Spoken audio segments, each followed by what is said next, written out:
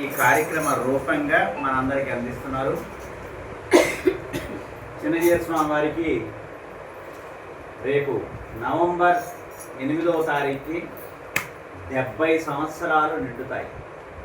దానిని పురస్కరించుకొని 2 కార్యక్రమాలను జరిపిస్తూ ఉన్నారు ఆచార్యులు వారు.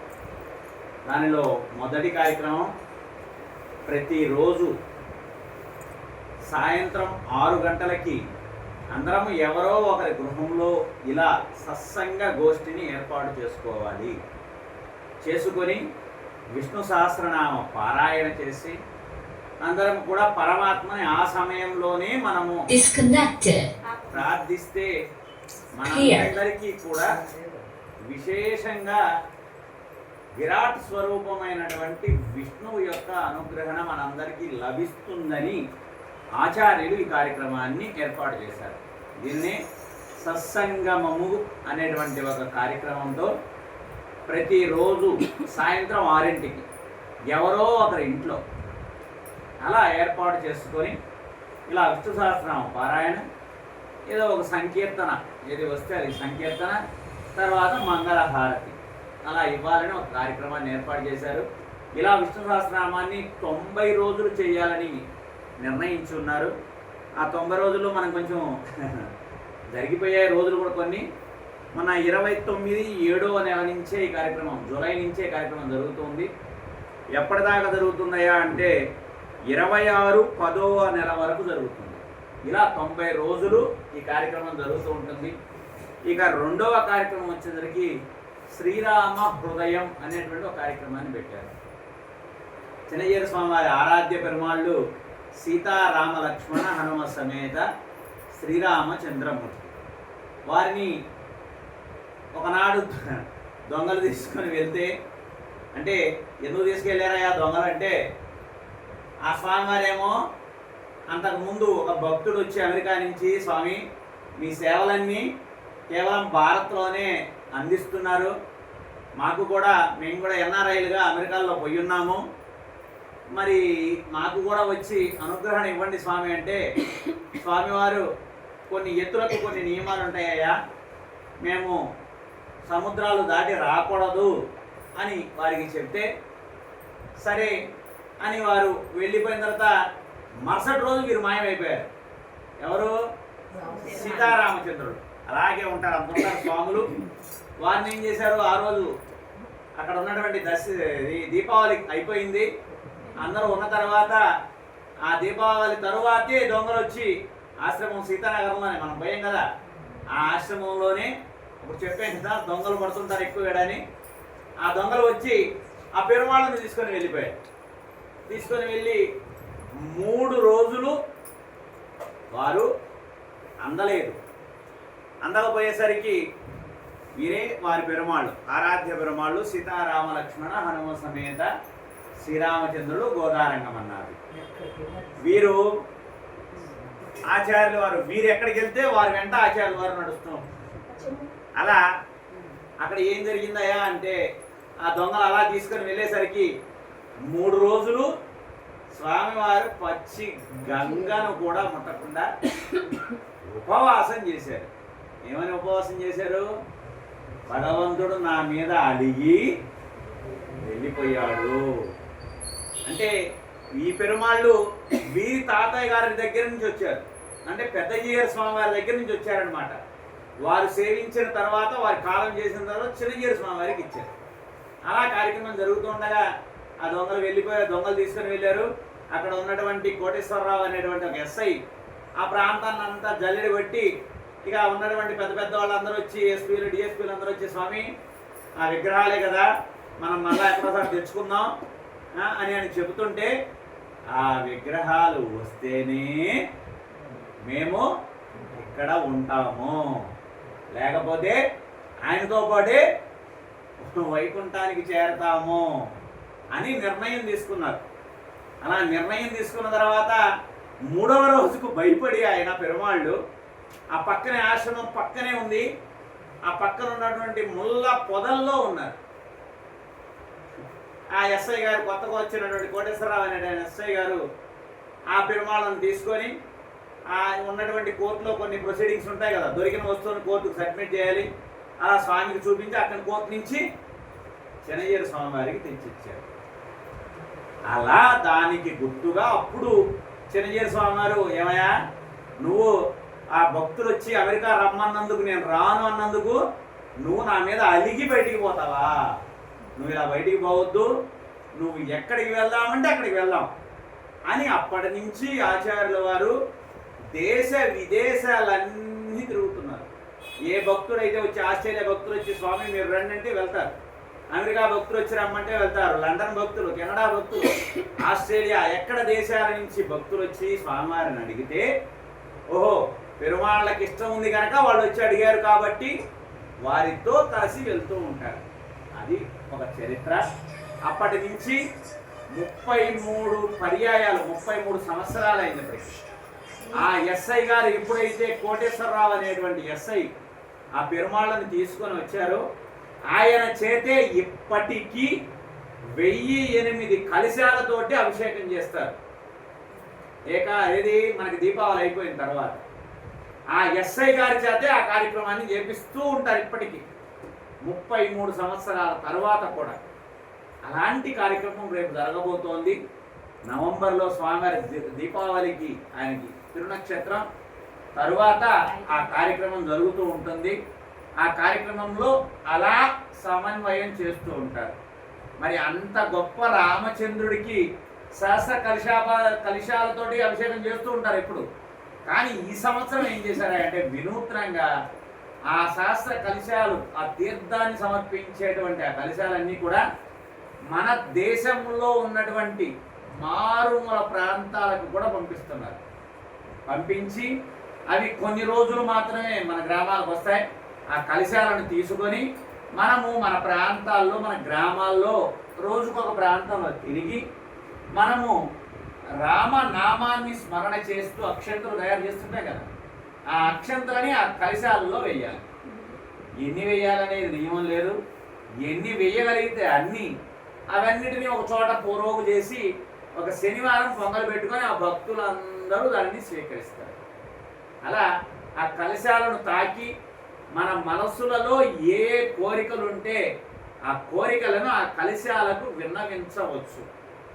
ఆ కలశాలను తర్వాత ఇక్కడ 15 రోజులు అయిపోయిన తర్వాత మరలా శంషాబాద్ తీసుకొని వెళ్ళి సీతారామచంద్రుడు అనుకున్నాం కదా ఇందా చెప్పుకున్న స్వామికి, ఆ స్వామికి ఆ కలశాలతోటి సహస్ర కుండాత్మకంగా స్వామికి అభిషేక మహోత్సవం చేస్తారు.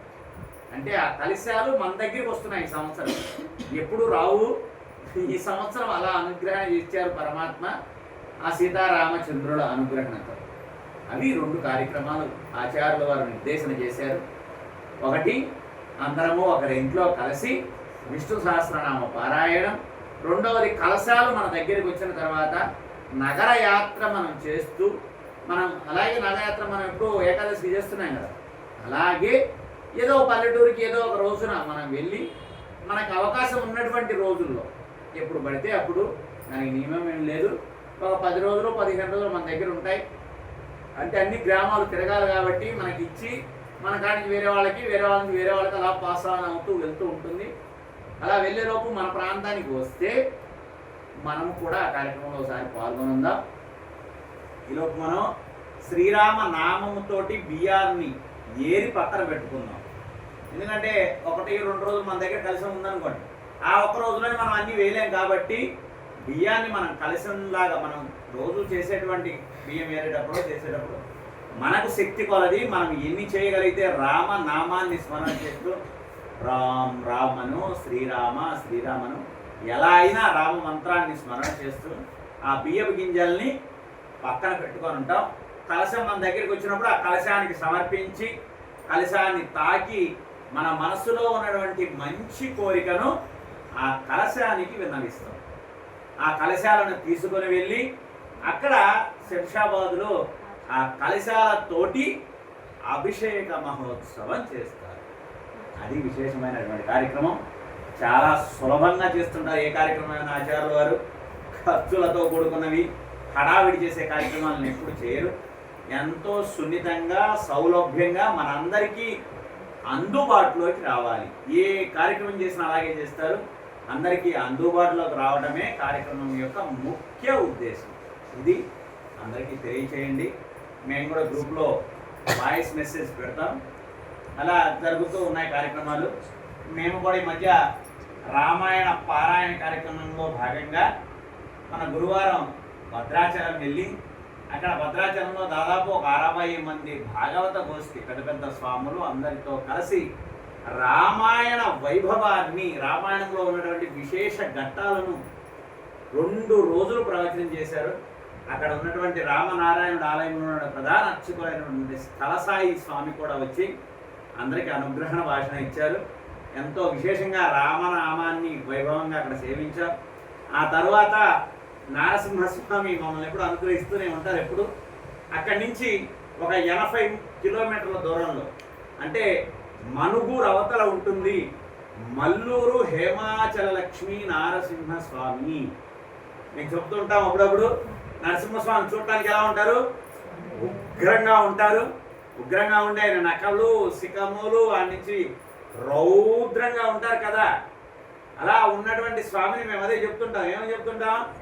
స్వామి చాలా మెత్తటి హృదయము కలిగిన వాడు అని చెప్తుంటాం కదా. ఎందుకో ఎలా అనేది నిన్న హేమాచల లక్ష్మీ నరసింహస్వామిని చూసిన తర్వాత తెలిసింది. అంటే ఇంతకుముందు తెలుసు, ఇంకా పరిపూర్ణమైంది. దగ్గర పోయి చూసి వచ్చాం కదా. స్వామి గర్భాలయంలో ఆయన పాదాల దగ్గర 10 నిమిషాలు కూర్చునే భాగ్యాన్ని ఆయన అనుగ్రహించారు. అక్కడ ఉన్న అర్చక స్వాములు అలా కూర్చొని ఆ స్వామి యొక్క వైభవాన్ని కూడా వాళ్ళు స్మరణ చేశారు. స్వామి 9.2 అడుగులు ఎత్తుంటారు. ఆ ఉన్నటువంటి స్వామి హృదయము ఇక్కడ పువ్వు పెట్టి ఇలా నెడుతూ ఉంటే పువ్వు లోపలికి వెళ్ళిపోతూ ఉంటుంది. అంటే నరసింహస్వామి అంత మెత్తటి శరీరం కలిగిన వాడు, మెత్తటి మనసు కలిగిన వాడు. అక్కడికి పోయిన తర్వాత మేము చెప్పినటువంటి మాట నిజమే అనిపించేసింది. హేమాచల లక్ష్మీ నరసింహస్వామిని చూసిన తర్వాత వారి హృదయం, వక్షస్థలం అంతా, దేహమంతా ఒక స్వయంభూ విగ్రహమే అయినా కూడా రాతి విగ్రహము, దారు విగ్రహము ఉంటుంది. కానీ అలా ఒత్తిడి లోపల పోదు కదా. కానీ అక్కడ స్వామిని, అర్చక స్వామిని మనకు చూపిస్తారు. వక్షస్థలంలో ఇలా పువ్వు పెట్టి నెడితే లోపలికి వెళ్తూ ఉంటుంది, సొట్టబడుతూ ఉంటుంది, లోపలికి వెళ్ళింది. మళ్ళా కొద్దిసేపటికి పువ్వు బయటకు వస్తుంది. అంత విశేషమైనటువంటి ఆ నారసింహస్వామిని చూసే భాగ్యం దొరికింది. అలాగే మాతో పాటు అభిరామ్ అనేటువంటి ఒక 17 సంవత్సరాల పిల్లగాడు వచ్చాడు. చెప్తున్నాం భక్తి ఎప్పుడు ఎవరికి ఎలా దొరుకుతుందనట. ఆ అబ్బాయి లండన్లో ఉంటాడు. వాళ్ళ అమ్మ వాళ్ళందరూ లండన్లో సెటిల్డ్. వీళ్ళకి ఇప్పుడు సెలవులు ఇచ్చారు. సెలవులు ఇస్తే ఆ పిల్లగాడు ఇండియాకి వచ్చాడు. వాడు వాడు తమ్ముడు. వాళ్ళ అమ్మమ్మ గారు నర్సరావుపేటలో ఉంటారు. మన కమ్యూనిటీయే, ఆర్యవైశ్య కమ్యూనిటీ.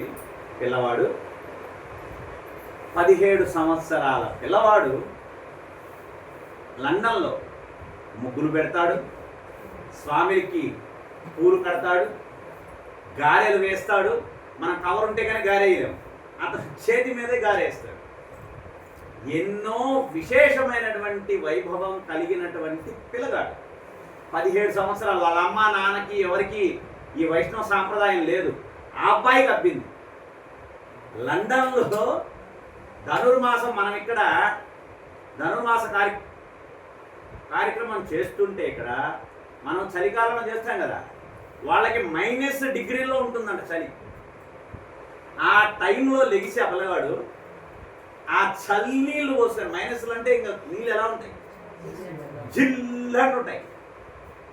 అలాంటి నీళ్ళతో స్నానం చేసి గుడికి వెళ్తాడు. మాతో పాటు అహోబిలం వస్తానని చెప్పి, స్వామి అహోబిలం మీతోనే చూడాలి. అహోబిలం వెళ్ళాం కానీ దర్శించలేదు. మీరు మన మల్లూరులో మేము చెప్పిన తర్వాత అతనికి ఇంకా విశేషంగా ఆనందం కలిగింది. రేపు 19వ తారీఖు అహోబిలం వెళ్దాం స్వామి అని. నెక్స్ట్ మంత్ లండన్ వెళ్ళాలి పిల్లగాడు. మళ్ళా ఈలోపు ఏం చేస్తున్నాడో తెలుసా? ఈ 2 రోజులు తిరుమలలో దర్శనాలు చేస్తున్నాడు. రేపు షోలింగర్ ఘటికాచలం అంటారు నరసింహస్వామి సన్నిధి, అక్కడికి వెళ్తున్నాడు. ఆ తర్వాత అక్కడ 2 రోజుల తర్వాత మళ్ళా శ్రీరంగం వెళ్తున్నాడు. 17 సంవత్సరాల పిల్లోడు సెలవులు ఇస్తే ఎక్కడికి వెళ్తారమ్మా? సినిమాలు, షికార్లు, ఫ్రెండ్స్, వాళ్ళతో తిరిగే పిల్లగాడు 17 సంవత్సరాల పిల్లోడు గుళ్ళు గోపురాలు అడిగిపోయి గమ్ముకున్నాడు. మళ్ళా తిరుపతిలో 2 రోజులు ఉంటే అక్కడ భగవద్గీత క్లాసులు చెప్తున్నాడు పిల్లలకి, చిన్న పిల్లలకి, కాలేజీలో స్కూల్లో పిల్లలకి. చూసారా ఎంతో ఆనందం వేసింది మాకు. పిల్లల్ని పూర్వ జన్మ సుకృతం అంటారు చూసారా, పుత్రుడు పుట్టగానే మనకేమి రాదు, ఆ పుత్రుడి ప్రయోజకుడై 10 మంది పొగుడుతూ ఉంటే ఆనందం అన్నట్లుగా వాళ్ళ అమ్మ వాళ్ళ నాన్నకి సాంప్రదాయం తెలియదు అసలు. ఈ పిల్లోడు తర్వాత వాళ్ళు భగవద్గీతలో అవి చదువుతున్నారట ఇప్పుడు తల్లిదండ్రులు. పిల్లోడు కూడా వాళ్ళ తమ్ముడు కూడా తీసుకొని వచ్చాడు. వాళ్ళ తమ్ముడు, ఈ అబ్బాయి తమ్ముడు 10 సంవత్సరాలు, వాడిని ఏం చేశాడు, తిరుపతిలో మన సంస్కృతి సాంప్రదాయాలు నేర్పేటువంటి స్కూల్లో 10-15 రోజులు ట్రైనింగ్ దిగిపోయాడు. 10 సంవత్సరాలు ఉన్నటువంటి పిల్లగాడిని లండన్లో చదువులు చదువుతూ మన ఇండియాకి వచ్చి మన ఇండియన్ కల్చర్ తెలిసినటువంటి స్కూల్లో 15 రోజులు ట్రైనింగ్ ఇప్పిస్తున్నాడు పిల్లగాడికి. మన కల్చర్ తెలుసుకోవడానికి ట్రై చేస్తుంటే ఇక్కడ వాళ్ళు మన దాన్ని గట్టిగా నిలబెట్టుకోలేకపో. విశేషంగా